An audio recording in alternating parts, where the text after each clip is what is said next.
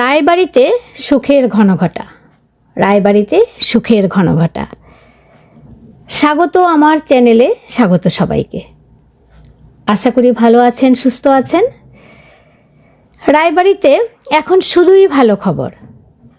প্রথমে রাজহাঁসের বাচ্চা 10টা থেকে 12টা, এরপর বল্টু মানে বাছুর হলো, বিশাল খবর।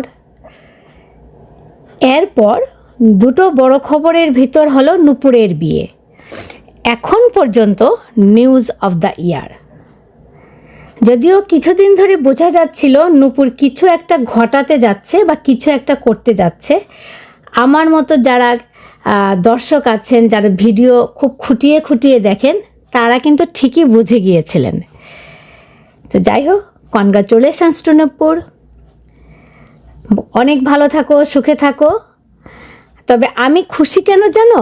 আমার রোস্ট করার জন্য আরও একটা চ্যানেল অ্যাড হলো আমার ঝুলিতে। আমি এতদিন এটার জন্যই অপেক্ষা করছিলাম।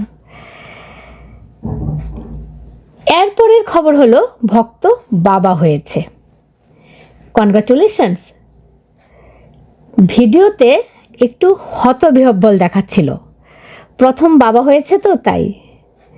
সাধের আড়ম্বর দেখে ভেবেছিলাম ভক্ত তার সন্তানের জন্ম ঢাকার কোনো পশ হসপিটালে করাবে, হয় স্কয়ার, না হলে ইউনাইটেড, না হয় এভার কেয়ার।